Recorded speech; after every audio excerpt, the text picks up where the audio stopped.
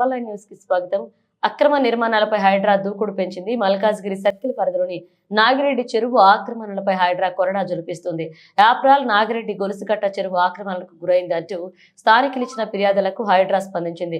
Survey number 14, 32 survey నెంబర్లలోని చెరువు స్థలం ఆక్రమణకు గురైందని గుర్తించి కూల్చివేతలు చేపట్టారు. అలుగు స్థలం సర్వే నంబర్ 14 నిర్మించిన ఫంక్షన్ హాల్ హద్దులను గుర్తించి కూల్చివేశారు. అయితే ఇక్కడి చెరువు పరిరక్షణకు స్థానికులు జేఏసీగా ఏర్పడి పోరాడుతున్నారు.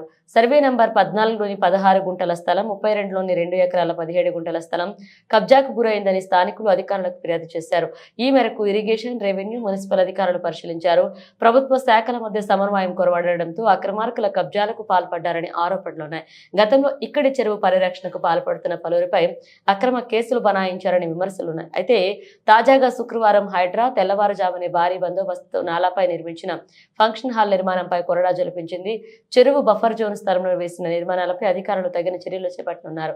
అయితే తమకు ఎలాంటి నోటీసులు ఇవ్వకుండానే కూల్చివేస్తున్నారు అంటూ బాధితులు ఆరోపిస్తున్నారు. రెవెన్యూ, ఇరిగేషన్, మున్సిపల్, పోలీస్ అధికారుల సమక్షంలో కూల్చివేతలు చేపడుతున్నారు.